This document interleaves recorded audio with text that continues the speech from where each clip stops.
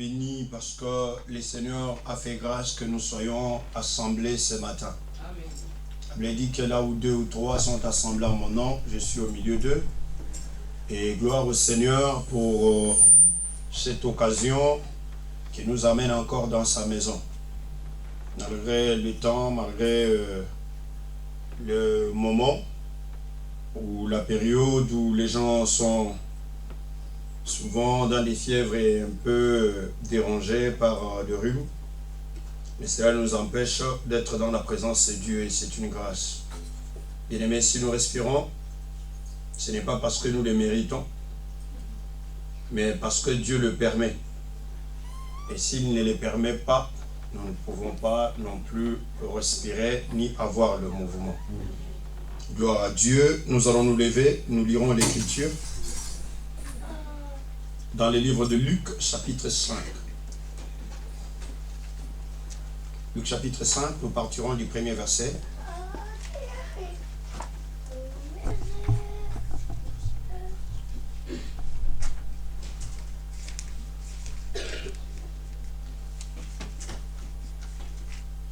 Jusqu'au 10e. Faites une lecture, comme ça je partirai une seule fois. C'est la seule lecture qu'on fait. Faites-la et puis voilà. Après, nous allons nous asseoir. On ferme nos Bibles, on ferme nos téléphones. Comment dirais-je, on met nos téléphones en silence. Parce que ce n'est pas non plus agréable ni respectable pendant qu'on prêche, qu'on soit dans le Facebook ainsi que dans tout ce qu'on peut vérifier là. Vous m'arrêtez tout ça après qu'on ait lu. Voilà. Amen. Amen. Je vais dire la parole. Un jour. Luc 5. Nous sommes sur Luc 5. Luc chapitre 5 du 1er au 10e verset. Comme Jésus se trouvait auprès du lac de Génézareth et que la foule se pressait autour de lui pour entendre la parole de Dieu, il vit au bord du lac 2 barques d'où les pêcheurs étaient descendus pour laver leurs filets. Il monta dans l'une de ces barques qui était à Simon et il le pria de s'éloigner un peu de terre. Puis il s'assit et la barque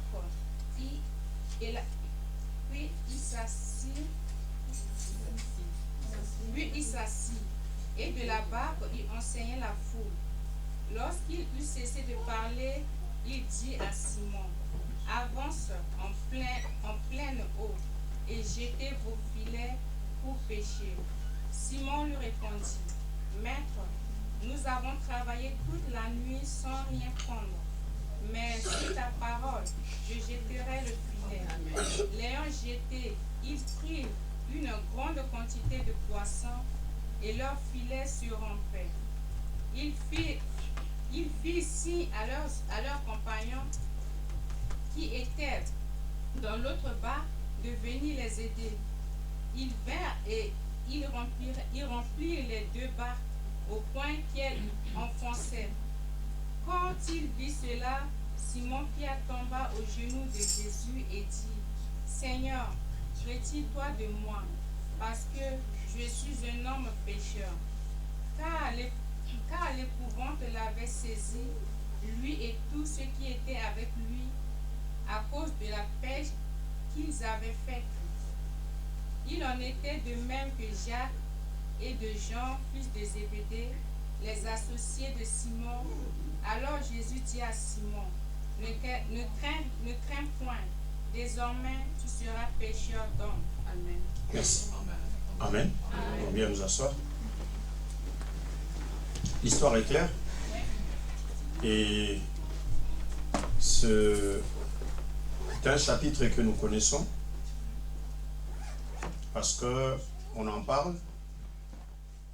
On a écouté des prédications. Il a vu une foule. Et cette foule-là s'empressait. La foule avait vraiment cette envie d'écouter Jésus. L'envie d'écouter la parole de Dieu. Pendant que la foule se pressait, Jésus aussi devrait se positionner pour leur prêcher. Mais comment prêcher une foule autour d'un lac?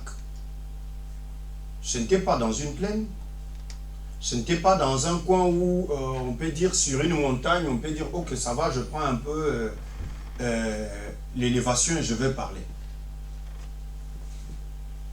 La Bible dit que Jésus regarda, il vit 2 barques. Et de ces 2 barques-là, les pêcheurs venaient de faire leur travail de nuit. Ils ont travaillé, mais ils n'ont rien eu. Alors, qu'est-ce qu'il fallait faire? Enfin, il faut laver les filets, se préparer pour retourner à la maison. Parce que c'était une journée d'échec. On a échoué à une mission, on est allé, le travail n'a pas marché. C'est comme un chauffeur de bus qui peut sortir. Par exemple, chez nous au pays, c'est pas comme ici. Chez moi, quand on sort, on doit ramener la quête de la journée. Ça veut dire que vous travaillez, tout ce que vous aurez, il y a de quoi aller faire déposer chez le patron qui vous a donné les véhicules. Ça, on appelle chez nous versement. Tu vas faire un versement. Mais tu sors le matin, tu fais tout le tour du monde, tu n'as pas de versement, il n'y a personne qui est entré dans ton bus. Cela veut dire que ce soir-là, tu as un problème avec les patrons. Donc tu as échoué. Et ces hommes ont échoué. Parce que Pierre nourrissait la famille avec cet argent. Tout ce qu'il avait comme activité, c'était ça. Maintenant, une nuit, tout a échoué. Qu'est-ce que je vais ramener à la maison? Il n'y a rien à ramener à la maison. Si j'avais même 2 poissons, je peux ramener quelques poissons à la maison. C'est bon parce qu'il n'y a pas d'argent, ou je n'ai pas tout ce que je récupérais, je n'ai rien vendu. Comme j'en ai seulement 2 là, j'amène à la maison. On peut faire même un petit bouillon. Les enfants vont manger. Et puis, ce serait calme. Mais il s'est avéré qu'il n'y a rien dans le filet. Rien du tout. Rien. Donc, un échec total. Il faut laver les filets et repartir. Pendant qu'ils sont en train de laver les filets, il y a un monsieur qui apparaît. C'est Jésus. Et Jésus, comme c'est autour du lac, la foule vient. Cette foule-là n'est pas venue acheter du poisson. Mais cette foule-là avait besoin d'entendre, d'écouter la parole. Ils étaient assoiffés. Ils s'empressaient. Ils ont aimé la parole. Ils aimaient que Jésus parle. Pendant qu'ils sont en train de s'approcher, Jésus regarde. Et Jésus improvise une chose. Les 2 barques qui étaient là, la Bible dit qu'il en choisit une. Et l'une des barques choisies, c'était la barque de Pierre. Celui qui est appelé Simon, qui deviendra Pierre. Et Jésus entre là-dedans. Il dit, avance-moi un peu dans l'eau. Parce qu'ici, il y a besoin d'écho. Quand on est dans l'eau, on parle, ça s'entend 2 fois. Donc ce jour-là, malgré que les haut-parleurs que nous utilisons ici n'existaient pas, il y avait quelqu'un qui les a utilisés dans le naturel. Pour qu'il y ait écho et que toute la foule entende. Jésus dit, prends ça, avance-moi dans l'eau. Il a avancé dans l'eau et Jésus a commencé à parler. Pendant qu'il parlait, la foule était émue. Tout le monde a entendu, tout le monde a écouté la parole. La parole écoutée, Jésus finit ni son discours, il dit, alors, on peut retourner sur la terre. Et bien, ce Simon fait le même mouvement. Il a fait un mouvement aller avec Christ. Christ a fait le travail. Maintenant, il fait un mouvement retour pour déposer Christ sur terre. Et Jésus descend sur terre. Jésus dit maintenant, cette fois-ci, prenez la barque, allez-y et jetez les filets. Ce que j'aime chez Pierre ici, c'est la foi qu'a Simon. Parce que Simon regarde et Jésus lui dit, nous avons travaillé toute la nuit sans rien prendre. Mais maintenant, sur ta parole, comme c'est toi qui commandes, comme c'est toi qui viens de le dire, je vais jeter les filets. Et la Bible dit qu'il partit. Il jeta les filets et il commença à tirer. C'était tellement plein de poissons que le filet commençait à craquer. Ils ramenaient, ils ont rempli la barque. La barque était déjà pleine, il y avait encore du poisson dans le filet. Alors même la deuxième barque qui était en réserve devrait aussi y aller pour remplir. Ainsi, ils sont sortis avec beaucoup de poissons.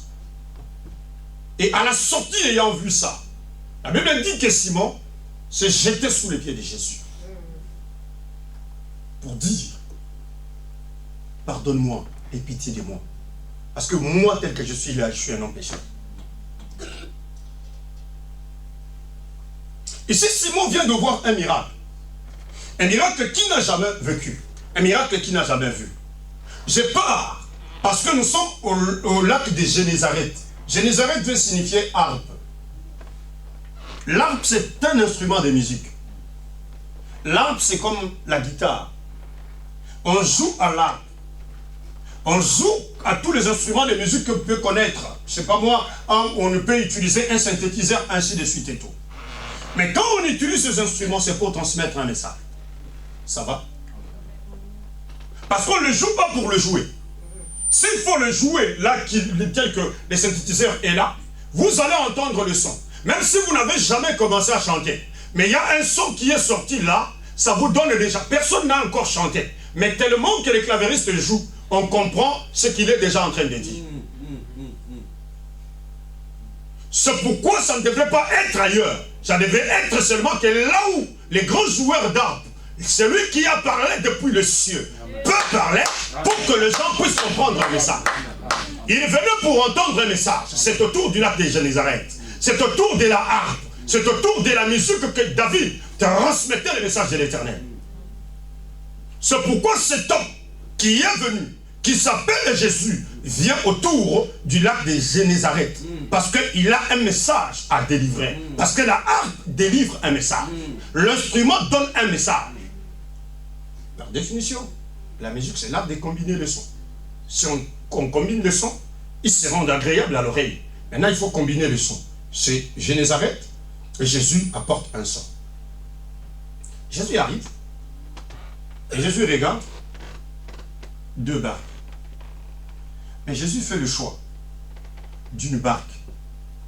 Et la barque que Jésus choisit, c'est la barque de Simon.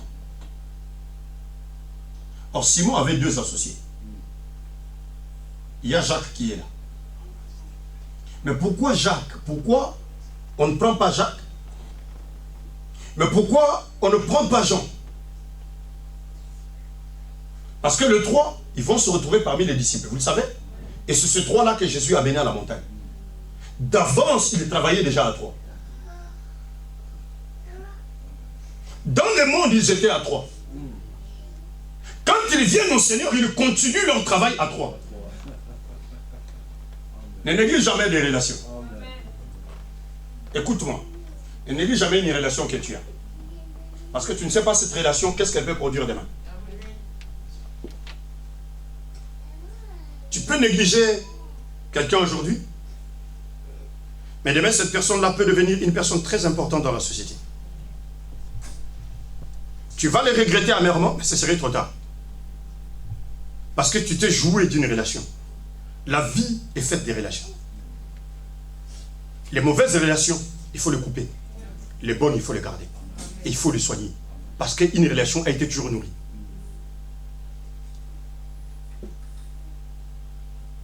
Ensemble. Mais Jésus fait le choix d'une personne. Or, cette personne-là, c'est celle qui sera aussi appelée la première personne dans l'œuvre. Ce n'était pas un hasard. C'était le jour de la rencontre où Jésus a déjà amené cet homme de Simon sur un terrain où Jésus doit maintenant démontrer une puissance. Mais pour démontrer la puissance, il commence avec la première personne qu'il va appeler. Il lui dit, prends-moi et amène-moi dans le zoo. Et Jésus entre dedans. Or, la barque pour Pierre, c'est un instrument de travail. La barque pour Pierre, c'est ce qu'il a de plus important dans sa vie. Casser la barque de Pierre, Pierre ira pêcher à la ligne. Or, la pêche à la ligne ne peut te faire sortir qu'un poisson, 2 poissons, 3 poissons, et tu vas faire beaucoup de temps. Mais quand tu es dans une barque, tu y entres, et que tu y arrives, tu jettes un filet, tu peux ramasser autant de poissons. D'ailleurs, la preuve, quand il ira Maintenant, quand Jésus l'envoie faire, il va remplir. Et il peut même remplir 2 barques. Pour un seul coup. Ça va? Donc c'était un instrument très important pour lui. Mais cet instrument, Jésus arrive et Jésus demande cet instrument. Et vous pouvez se dire, bon, oui, on venait déjà de pécher, c'est un travail déjà fait. Toi, tu viens, tu demandes cet instrument qui est mien. Tu vas l'utiliser. Mais si tu casses, on arrive là-bas, ça chavire et puis ça, ce n'est plus bon. Donc j'aurais tout perdu et ma vie serait devenue quoi? Mais Pierre avance avec Jésus dans les eaux. Tout doucement. Ce que je comprends, Pierre ne descend pas. Parce qu'il est toujours dedans. Parce que c'est lui le conducteur, n'est-ce pas? C'est comme un chauffeur qui t'a amené quelque part. Vous avez une mission à faire. Or, la mission doit se faire dans la voiture. Donc, le chauffeur ne descend pas. Vous comprenez? Pierre et Jésus sont dans la barque. Pendant que Jésus est en train de faire le travail, Pierre est là. Pierre est en train d'attendre. Parce que nous sommes dans l'eau. Si Pierre, tu descends, tu auras des problèmes.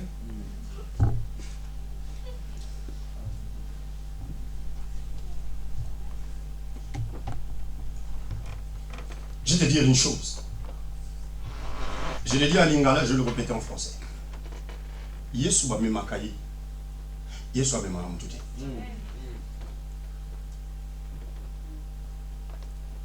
On amène Jésus. Mais Jésus n'amène personne. C'est ce que je viens de dire. Tu comprends ce que je vais te dire.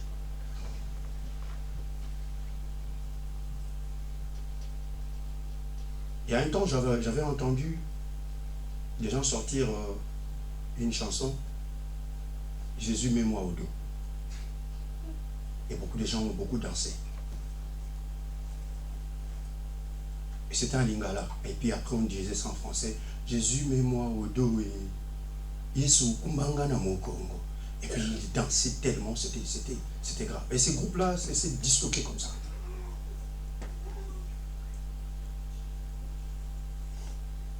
Il y a quelqu'un, une autre personne, c'est une dame qui a chanté. J'ai entendu dire des choses comme Seigneur, soulève-moi pour que je ne piétine pas les épines de la route.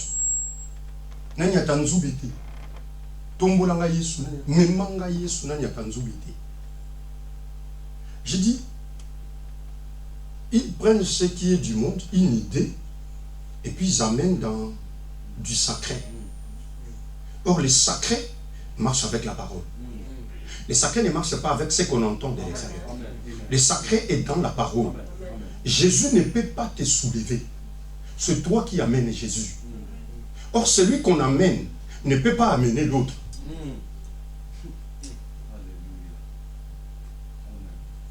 Tu n'es pas encore arrivé. L'Écriture dit dans le livre d'Apocalypse 3, verset 20. Aujourd'hui, si vous entendez sa voix, il est là, il frappe à la porte. Si vous entendez, vous ouvrez la porte, il va entrer. Il s'asseyera, il mangera avec vous. Il boira avec vous. Il dit qu'il va souper avec vous. Donc, tous les repas, il prend avec vous. Pourquoi? Parce que vous avez ouvert. Or, ce que vous ouvrez là, la porte que vous ouvrez, ce n'est pas la porte de votre maison, c'est la porte de votre cœur.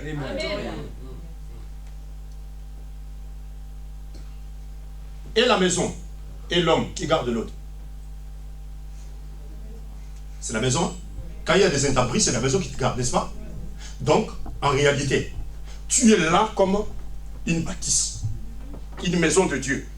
Maintenant, quand tu ouvres le cœur à Jésus, ce n'est pas Jésus qui doit rester dehors pour commencer à t'amener. Jésus entre en toi. Ça veut dire que tel que tu es là, tu n'es pas seul. C'est pourquoi il a dit, je ne vous laisserai pas seul. Je viendrai et je serai en vous. C'est que tel que toi tu es là, tu es une personne vivante, mais tu as quelqu'un à ton intérieur. Tu amènes une personne avec toi. Cette personne que tu amènes s'appelle Jésus. Parce que tu as ouvert le cœur. Il est entré en toi. Donc, partout où toi tu marches, Jésus est avec toi. C'est toi qui l'amènes, ce n'est pas Jésus qui t'amène. Le problème de Jésus est que lui, c'est le GPS qui te conduit. Amen. C'est trop fort. Amen. Amen. Amen. Amen. Le psalmiste dit ceci, même dans la vallée de l'ombre de la mort, je ne crains aucun mal, car ta roulette et ton bâton me rassurent. Or, le berger conduit, comme Jésus est le bon berger. Il est en train de te conduire dans le vert pâturage. Il te conduit dans le vert pâturage. Il te conduit, mais il ne t'amène pas.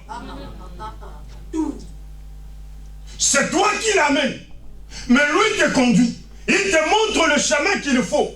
Toi, tu es en train de marcher, mais lui en toi. Donc, tu l'amènes partout où tu es. C'est pourquoi l'apôtre Paul dira clairement que ne me faites pas du mal, car je porte sur moi le marque de... Est-ce qu'il y a quelqu'un qui comprend? Quand une personne a déjà posé une demande de je ne sais pas moi d'une maison, le jour où on te donne les clés de la maison, tu arrives, tu entres dans la maison, on vient, on placard la maison, on met une petite étiquette sur ta porte. Sur cette porte-là, il y aura le nom de celui qui habite la maison. C'est ça qui s'est fait. Pendant que j'étais seul, il n'y avait rien. Mais le jour où Jésus a fait la demande de la maison, qu'il est entré en moi, il est venu s'asseoir en moi, il y a une plaquette sur moi. C'est la marque de Jésus. Jésus-Christ en moi, c'est l'espérance et la gloire.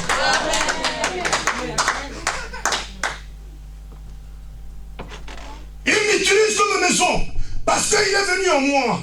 Je l'ai accepté comme Seigneur et Sauveur. Il est venu s'asseoir en moi. Je le porte. Partout où je passe, je le porte avec moi. Ah, si toi tu ne peux pas voir, mais ceux qui sont du monde des ténèbres me voient, ils voient qu'il y a quelqu'un dans cet homme ici. Il n'est pas seul, il a une puissance qui l'amène. Il n'est pas seul, il y a une gloire qui le couvre. Il n'est pas seul, il y a un Seigneur avec lui. C'est pourquoi il n'a pas le droit d'être touché. Tant que tu demeures en Christ, et Christ est en toi, sache-le très bien que tu marcheras tête haute. Les ennemis auront peur de toi. La Bible déclare qu'ils te feront la guerre, mais ils ne vont pas te vaincre.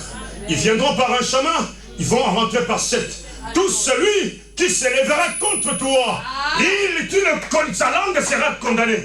Donc s'il y a un ennemi qui se lève contre toi par une mauvaise langue, sa langue doit être condamnée et fermée. C'est pourquoi ici, Pierre amène Jésus. Il rame, il amène au milieu de la mer, un peu plus loin. Et puis Jésus commence à parler. La mer symbolise le monde. Lis le livre d'Apocalypse, tu vas comprendre ce que je suis en train de dire. Or, cette barque-là, c'est un symbole d'une vie. Parce que la barque bouge. Ça va? C'est un instrument de travail pour une personne. Mais la barque symbolise l'Église. Or, l'Église n'est pas Église s'il n'y a pas de hommes. C'est pourquoi, attention aux faux prophètes, aux faux pasteurs, aux faux évangélistes, à tous ceux-là qui sont en train de pulluler aujourd'hui des villes du monde pour se dire qu'ils servent Dieu. Parce que vous ne savez pas où ils sont en train de vous amener.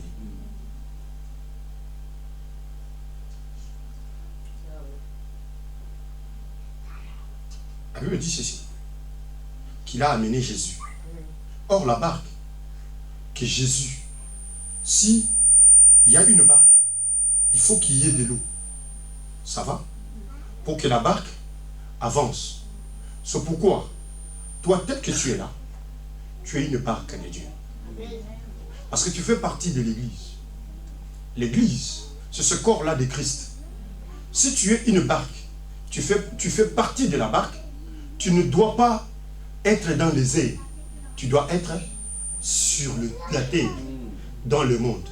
C'est pourquoi la mer symbolise le monde. Si la mer symbolise le monde, tu es une barque, c'est que tu es à un bon endroit. Amen.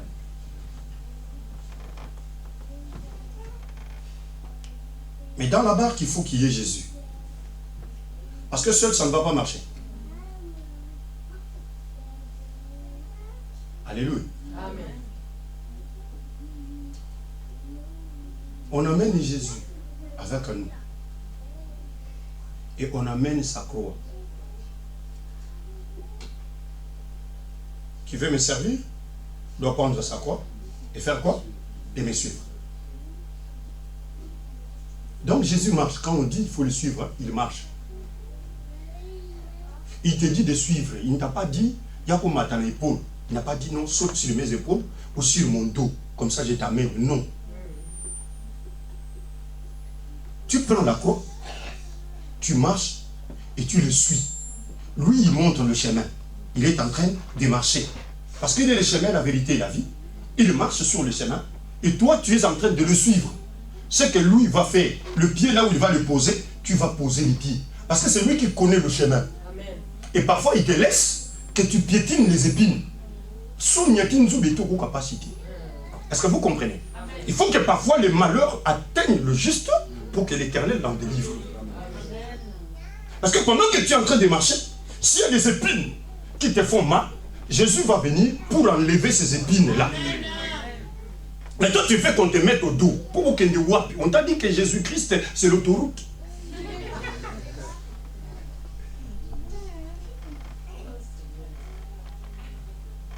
Le chemin est resserré. Il est tortueux. Le chemin est compliqué. Mais il faut marcher avec lui. Parce que quand tu marches avec lui, tu ne vas pas chavirer.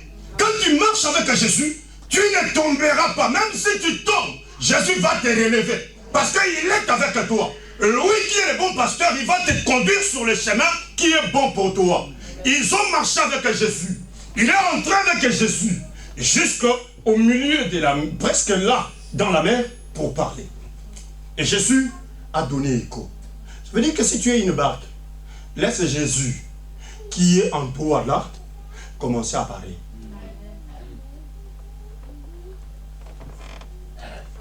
Il y a quelqu'un qui comprend quelque chose. Ça veut dire que moi je reste calme.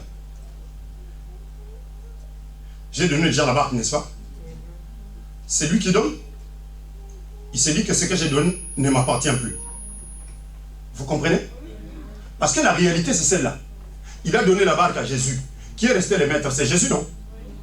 Alléluia. Mais pourquoi toi ta vie tu ne veux pas la laisser que Jésus soit le maître? Pourquoi tu as vu ta vie à toi? Tu ne veux pas que Jésus soit le maître de cette vie-là. Pourquoi tu ne veux pas lui donner ta barque? Pourquoi tu ne veux pas lui donner la barque? Parce que le maître en a besoin. Le jour où il ira prêcher, il va entrer en gloire à Jérusalem. Il a besoin d'une génisse. Il a besoin de petits de larmes. Mais pour ce faire, il envoie, il dit, allez dire au propriétaire, quand vous allez délier ça, vous verrez c'est dans quel coin. Il prophétise, il explique, il donne même la rue, il donne l'adresse. Il dit, vous irez là-bas, vous allez délier. Mais si quelqu'un vous demande, mais où partez-vous avec ça? Parce que vous allez paraître comme des voleurs. Ça vous ne vous appartient pas. Mais quand vous allez prendre ça, et qu'on vous dise, où allez-vous avec cet âne? Dites-leur seulement que le maître en a besoin. C'est tout. Il n'a même pas dit que dites-leur Jésus. Mais il a dit, dites que le maître en a besoin. Donc il y a un temps où le maître doit te détacher. Le maître doit te prendre en possession et le maître doit t'utiliser. Mais toi qu'on est allé détacher, tu ne veux pas te détacher.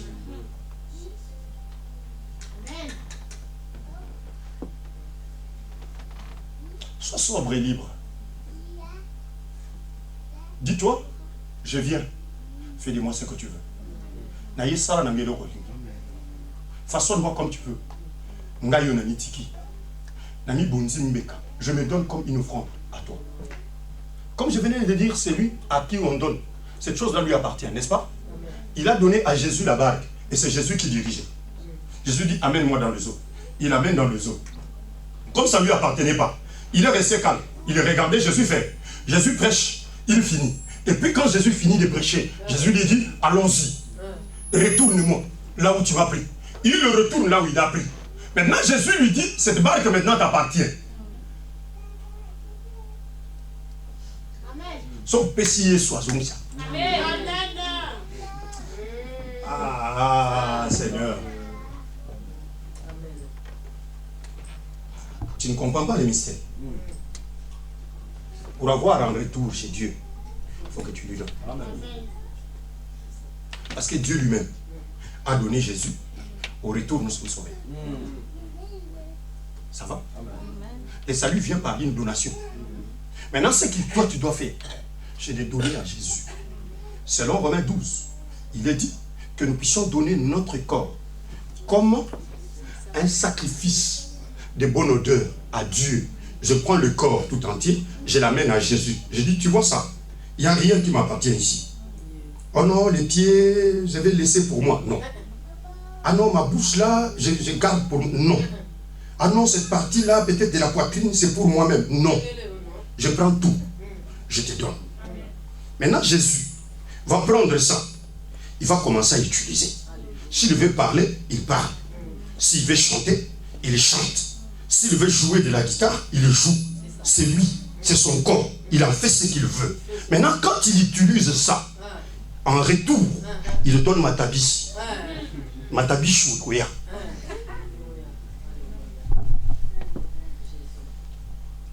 Il y a un mystère compris? Est-ce que le mystère est compris? Donne-lui. Il te sera donné en retour. Parce que quand il a fait ce travail, il a fini. C'était un travail spirituel qu'il faisait. Parce que cet homme de Simon était avec lui. Donc Simon participait à l'œuvre que faisait Jésus. Comme Simon est compagnon d'œuvre avec Jésus, Jésus maintenant au retour dit, au soleil à Molimo. Maintenant, il faut appeler sur un autre. Entre ce qui est de l'esprit et le corps, privilège en premier. Ce qui est de l'esprit et ce qui est du corps va venir. Parce qu'il a dit, recherchez premièrement le royaume et la justice. Et les restes, maintenant ces restes-là, c'est ce qui est terrestre, vous sera donné par surcroît. Donc si je peux privilégier l'œuvre de l'Éternel, je peux privilégier la vie en Christ, je veux tout d'abord servir Dieu. Le Seigneur va me donner le reste. Vous savez, parfois on a des choses, Dieu peut faire, mais on ne témoigne pas. Ou on témoigne...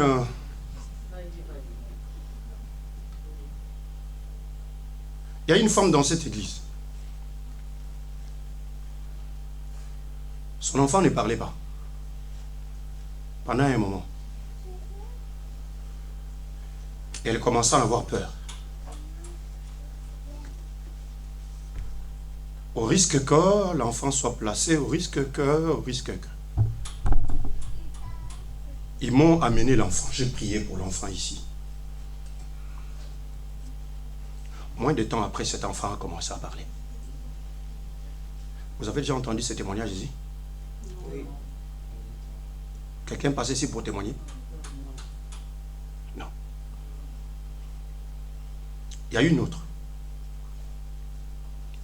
L'enfant a été constaté à l'intérieur d'elle, pendant qu'elle était grosse, que l'enfant avait des défauts.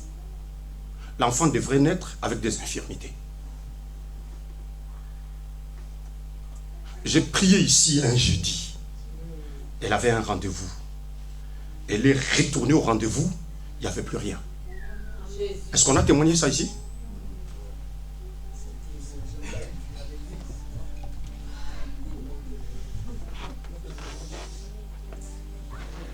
Écoutez, je sers Dieu. Moi, je sers Dieu et je continue à servir. Ça va? Ça va? Celui qui comprend que j'ai Dieu avec moi, il me suivra. Ça va? Et celui qui ne comprend pas, gloire aussi au Seigneur. Parce que les témoignages, ce n'est pas pour m'honorer moi. C'est pour honorer les dieux des miracles. Parce que quand Dieu fait, il faut témoigner pour que Dieu fasse encore davantage. Parce qu'il est déclaré dans l'écriture qu'à la loi ou le témoignage, si l'on ne parle pas ainsi, il n'y aura pas d'aurore pour le peuple. L'aurore, c'est l'éclairage. Pour que les autres aient la lumière. Quand Dieu a fait, je viens, je reconnais que c'est par la prière que j'ai eu cette solution-là. Ce n'est pas en allant vague, non. J'explique que c'est par la prière que Dieu a fait. Je n'ai pas besoin d'honneur. Parce que celui qui agit en moi, c'est celui qui a droit à l'honneur et à la gloire. C'est Jésus qui l'a fait. Je l'ai dit clairement que c'est le fruit de la prière. Amen. Est-ce qu'on comprend ça? Les témoignages, il ne faut pas les garder. On ne garde pas les témoignages. Parce que quand on garde un témoignage, c'est une ingratitude devant Dieu. Les 10 lépreux ont prouvé leur ingratitude devant le Seigneur. C'est une seule personne qui est retournée, qui a reconnu que si c'est tel que je suis là, c'est toi. Il est revenu, il a dit merci à Jésus. Combien de fois le Seigneur a fait des choses pour toi que tu n'as jamais eu la force de venir témoigner, où tu as vu ça, mais tu as trouvé ça normal.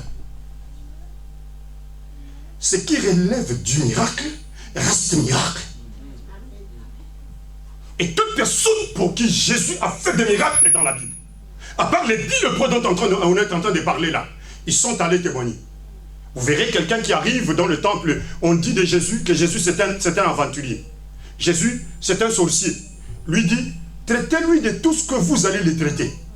Mais moi, à ce que je sache, j'étais aveugle, j'ai vu. Et comme Dieu n'exauce pas les pécheurs, moi je dis que cet homme-là n'est pas péché. Ah, toi tu veux nous faire croire que c'est... Il dit, dites tout ce que vous voulez dire. Mais c'est devant une foule, frère. C'est pas devant une personne ou 2 personnes. Devant toute une foule. Et puis ils ont le droit, comme ce sont des Sanhédrins, ce sont des grands chefs, ils peuvent même t'arrêter. Mais lui dit, à ce que moi, vous dites tout ce que vous voulez dire là, qu'il est imposteur, qu'il est sorcier, qu'il est ceci. Mais à ce que moi je sache, moi là, je crois que j'étais aveugle. Il m'a ouvert les yeux. Or Dieu n'exauce pas les pécheurs. Comme Dieu n'exauce pas les pécheurs, c'est que rien. C'est que vous dites de cet homme-là, moi je ne crois pas. Amen. Laisse Jésus prendre la barque. Laisse Jésus te prendre. Qu'il te dirige selon lui. Qu'il t'utilise selon lui. Que tu parles de lui. Que tu sois avec lui en mission. Quand tu auras fini cette mission-là, et que tu marches avec lui, il va te voir. Parce que ce dont je parle ici, c'est un fruit de 27 ans d'années de travail. Où je travaillais, je priais. Où je cherchais Dieu. Ce que je peux être là aujourd'hui, c'est par le Seigneur. Parce qu'il avait dit, j'ai travaillé avec lui. Je suis resté fidèle à lui. Je peux voir ce que je suis en train de voir aujourd'hui. Je n'ai rien fait de moi-même. C'est avec lui que je suis ce que je suis. Je ne peux jamais m'enorgueillir. Si hier je pouvais souffrir de la faim, si je vois quelqu'un souffrir de la faim, je ne me moque pas de lui, je lui donne. Parce qu'il a le droit de manger. Dieu ne m'a pas donné pour que ça soit pour moi seul. Je vais faire comme Pierre. Si le Seigneur me permet d'aller ramasser beaucoup de poissons, j'appelle aussi les autres avec leur barque. Amenez la barque pour que nous puissions aussi remplir la vôtre. Parce que moi j'ai déjà eu ma part, j'ai aussi besoin que vous ayez. C'est pourquoi l'Écriture déclare que l'huile doit commencer à couler sur la tête, et puis sur le pan de la robe. Il y a quelqu'un qui a ramené. Ça peut commencer là. Ça doit descendre. Et ça doit toucher tout le monde. C'est pourquoi si ça commence avec moi, sache-le très bien que toi aussi tu auras. Comme la bien-aimée a dit ici, que le panier est en train de circuler. Parce que quand le panier circule, quand on va distribuer la nourriture, même dans une fête, on distribue par table. Cela ne veut pas dire que toi tu n'as pas mangé et que tu ne mangeras pas. Si tu es à la 10e table et qu'on est en train de servir la 2e table, sois patient. Amen. Amen. Amen. Dieu donne à chacun selon le temps. C'est là aujourd'hui. Je ne peux pas avoir un enfant. Mais cela ne veut pas dire que dans la maternité de Dieu, les enfants sont finis. J'attends le temps de Dieu. Et le Seigneur m'en donnera. Si aujourd'hui, quelqu'un trouve un fiancé, oui, une fiancée, je bénis Dieu. Moi, je n'ai pas encore vu mon Adam ou ma Ève quelque part. J'attends parce que le Seigneur va me réveiller au temps opportun pour que je voie Ève. J'attends que l'Éternel, oui, me réveille à un certain moment pour qu'un Adam vienne me voir. Parce que tout est facteur de temps. Le temps qui venait de passer, c'était la nuit. Ils n'ont rien eu. C'était un temps même favorable. Ils se disaient, il est temps que moi j'arrive à avoir du poisson parce que le matin, les mamans vont venir pour vendre. Il s'est battu seul, sans rien avoir. Mais il fallait dormir. Pendant qu'on a laissé le temps passer, on se dit le temps n'est plus favorable. Donc, je suis déjà à la monopause, ma camarade, et ça dit pia. Et Dieu laisse encore un temps.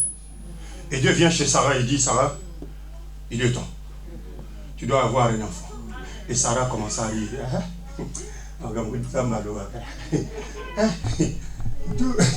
90 ans. Les médecins ont dit 45, c'est fini. Toi, tu viens 45 ans encore. Plus. Donc 2 fois. Nous autres, il n'y a plus de force, il n'y a plus rien. L'envie même n'existe pas. Maintenant, toi, tu viens, tu dis qu'il n'y a pas ça. Oh, le Dieu de l'impossible. Le Dieu de la visitation. Le Dieu qui voit quelque chose là où il n'y a rien. Le Dieu qui peut créer des poissons pendant qu'il n'y a pas de poissons. Oh, dans cette mer-là, toute une nuit. Dieu appelle le poisson. Il dit, réunissez-vous. Parce que Pierre est en train de venir. Bon, maman, Pascal, sortez de partout là. Réunissez-vous. Parce qu'à tel lieu, Pierre va arriver. En bois ta place wana. Et quand Pierre va jeter en ce lieu-là, que le Seigneur te bénisse à bon d'abord.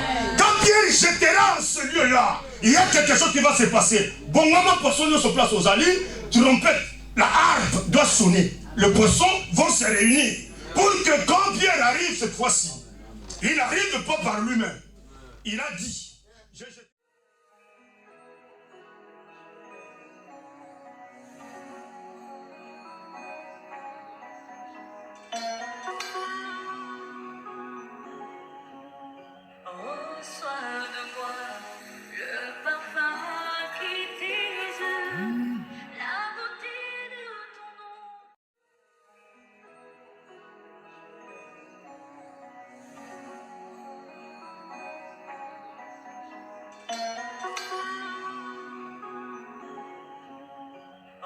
Sois